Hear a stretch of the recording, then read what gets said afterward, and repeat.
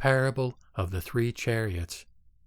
Suppose, Sariputra, it were like this, that in a certain village or city there is an old man, aged and advanced in years, wealthy, opulent, and with great possessions. He has a large house, high and spacious, which has been long built, and is the abode of 2, 3, 4, or 500 persons. The house has only one door, and is thatched with straw. The terrace is dropping, the bases of the pillars rotten, and the walls, straw and plaster, loose. Then suddenly the whole house is set on fire on all sides by a great mass of fire. The man has many sons, and he himself has come out of the house. Now the man, seeing his house blazing with a great mass of fire, is afraid, terrified, excited in mind, and he reflects that he is able to get out and escape quickly and safely, unscathed and unburnt by the great mass of fire from his blazing house through the door, but that his sons, young boys, are playing, sporting, and diverting themselves with their various toys in the burning house. They do not know or understand, or see, or think, or feel afraid that the house is on fire. Even though scorched by that great mass of fire, and touched by that great mass of pain, they do not reflect on the pain, nor does any thought of escaping occur to them. Now the man is strong, and has strong arms, and he reflects, I am strong, and have strong arms. What if I were to take all these boys together on my hip and make them escape from the house? And again he reflects, now this house has only one entrance. The door is shut, and the boys, being unsteady and fickle and very young, it is to be feared that they might ramble about. Through this great mass of fire they might meet with disaster.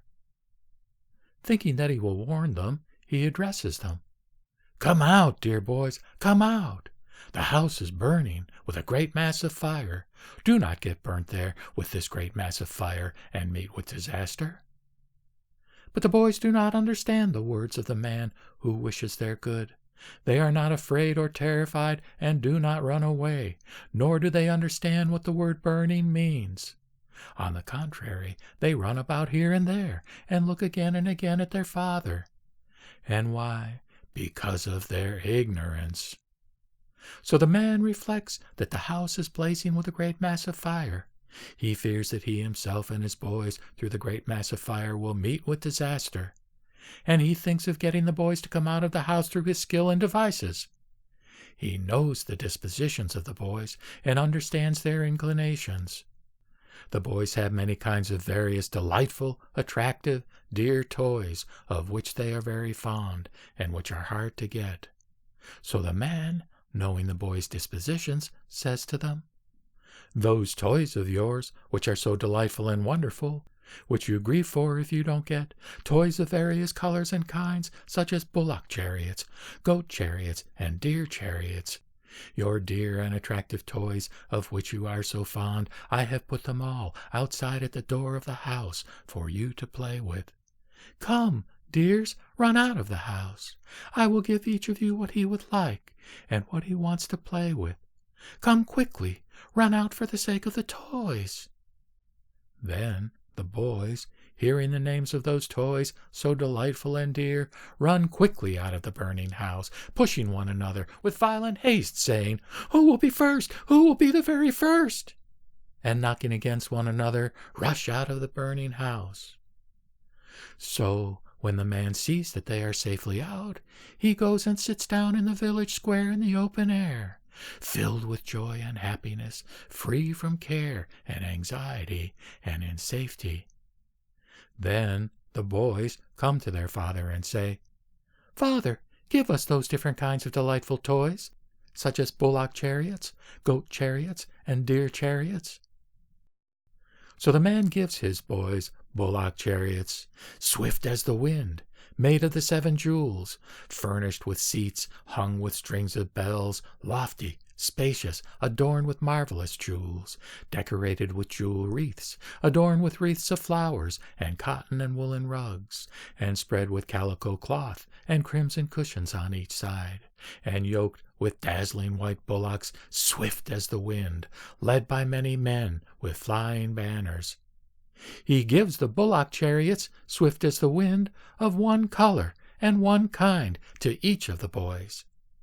And why?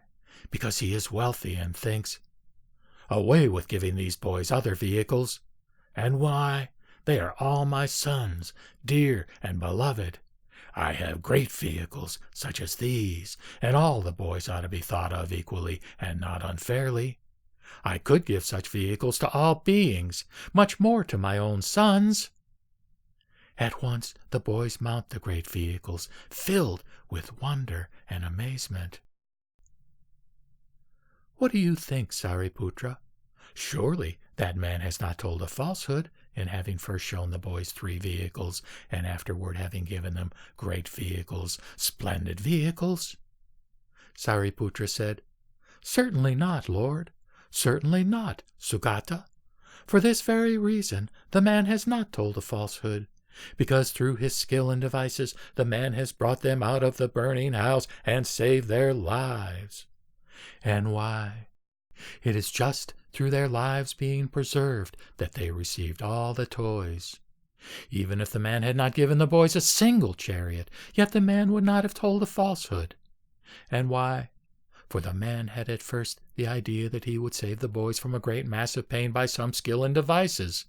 In that way the man did not tell a falsehood, not to speak of the fact that the man, having the thought that he had abundant treasuries and storehouses, but reflecting on his love for his sons and coaxing them, gave them vehicles of one color, that is, great vehicles. There was no falsehood, Lord, on the part of the man. Thereat the Lord said to the Reverend Sariputra, Good, good, Sariputra. So it is, Sariputra. So it is as you say. Even so the Tathagata, the Arhat, the perfect Buddha, is free from all dangers, is wholly, utterly, and completely exempt from all misfortunes, despairs, woes, pains, afflictions, and the blindness, darkness, gloom, and enveloping obscurations of ignorance. The Tathagata is endowed with the Buddha powers, the confidences, and the special Buddha qualities. Mighty with the psychic powers, he is the father of the world. He has attained the highest perfection of knowledge, of great skill in devices. He is of great compassion, of unexhausted mind, well-wishing and sympathetic. He appears in the threefold world, which, with its great mass of pain and affliction, is like a house on fire with decayed roof, for the sake of releasing beings who are involved in the pains of birth, old age, and the rest, from passion, hatred, and delusion, for the sake of rousing them to supreme perfect enlightenment. When he has appeared, he beholds beings being burnt, pained, and tortured by birth, old age, and other pains, and on account of their enjoyments and lusts they suffer many kinds of pains. On account of what they are seeking and what they have got in this life, they will in the future suffer many kinds of pains in hell, in animal existences, and in the world of the god of death. They also suffer poverty among gods and men, union with what they dislike, and separation from what they like. Thus, passing their lives in this mass of pain, they play and sport and divert themselves. They are not afraid or terrified, nor do they know or think or feel startled or desire any escape. There, in the threefold world, like a house on fire, they take their pleasure and run about, and thus involved in this great mass of pain, they never form the idea of reflecting about pain. Then, Sariputra, the Tathagata considers thus, Now, I am the father of those beings. I must release them from such a great mass of pain. I must give them the immeasurable, inconceivable happiness of Buddha knowledge, whereby they may play and sport and divert themselves and play their games. Then, Sariputra, the Tathagata considers thus: although knowing that I have acquired the Buddha powers and the psychic powers, if without some device I were to preach to these beings of the Buddha powers and the confidences of a Tathagata, they would not leave those things. And why? These beings are intent on the 5 pleasures of sense and the delights of the threefold world. They are not released, and they are being burnt, pained, and tortured with old age, sickness, death, sorrow, lamentation, pain, misery, and despair. If they are not made to flee from this threefold world like a house on fire, how will they get to know the Buddha knowledge? Thus, Sariputra, like the strong-armed man who without using his strong arms brings the boys out of the burning house by skill in devices, and afterwards gives them great splendid vehicles, though endowed with the Tathagata powers and the confidences, does not make use of them. But in order to bring beings out of the threefold world, which is like a house on fire, through his skill and devices shows 3 vehicles, namely, the disciple's vehicle, the private Buddha vehicle, and the Bodhisattva vehicle. By means of 3 vehicles, he rouses the longing of those beings and says, do not delight in this threefold world like a house on fire, in these low objects of the senses of sight, hearing, smell, taste, and touch. While you delight in the threefold world, you are being burnt and pained and tortured with craving for the 5 pleasures of sense. Run out of this threefold world, and you will get 3 vehicles, namely the disciple's vehicle, the private Buddha vehicle, and the Bodhisattva vehicle. On this point I guarantee that I will give you these 3 vehicles. Get ready to escape from the threefold world. And thus I rouse their longing by saying that these are noble vehicles, praised by the noble ones, and full of great delights. And with these, without wretchedness, you can play and sport and divert yourselves. In the faculties, the powers, the parts of enlightenment, the trances, releases, concentrations, and attainments, you will experience great delight and will be full of great joy and happiness. Then, Sariputra, those beings who are naturally wise put their full faith in the Tathagata, the Father of the world. And having full faith, they apply themselves to the Tathagata's teaching and exercise themselves in it. Some beings there are who, desiring to follow what they hear from the voice of another, apply themselves to the Tathagata's teaching to win enlightenment into the 4 noble truths for the sake of attaining their own nirvana. These are called those who, desiring the disciple's vehicle, flee from the threefold world, like the boys who flee from the burning house, desiring deer chariots. Others, desiring the knowledge of self-control and tranquility without a teacher, apply themselves to the Tathagata's teaching to win enlightenment by means of causes and conditions, for the sake of attaining their own nirvana. These are called those who desire the private Buddha vehicle, who flee from the threefold world like the boys who flee from the burning house, desiring goat chariots.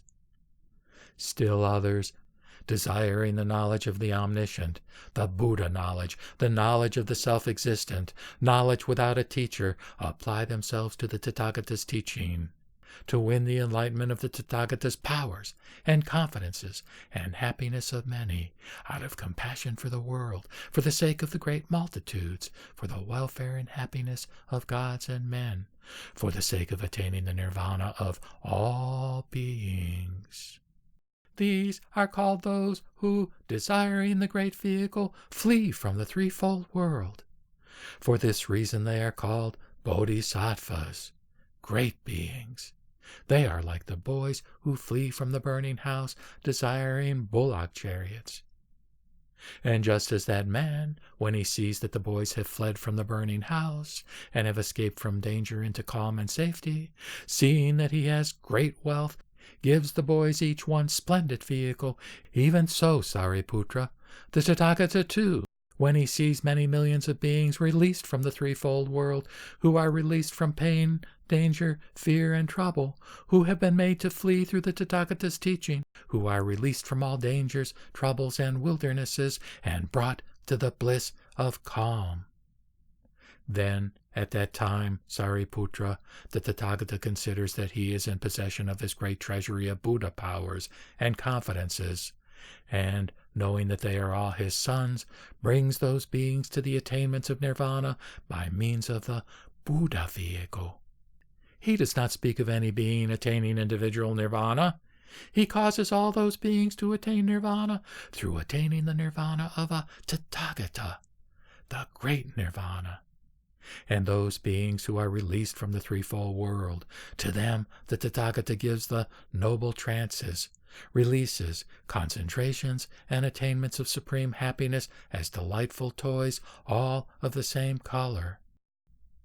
Just as the man did not speak falsely, when after showing the boys 3 vehicles, he gave them each one great vehicle, adorned with the 7 jewels, decked with all adornments, of one color, one splendid vehicle, one supreme vehicle, even so the Tathagata does not speak falsely, when at first through his skill and devices he shows 3 different vehicles, and afterwards causes beings to attain nirvana through the great vehicle. And why? The Tathagata possesses abundant treasuries and storehouses of his Buddha powers and confidences, and is able to set forth to all beings the doctrine of the knowledge of the omniscient. Even in this way, Sariputra, is it to be considered that the Tathagata, by the use of his knowledge of skill and devices, thus teaches the great vehicle.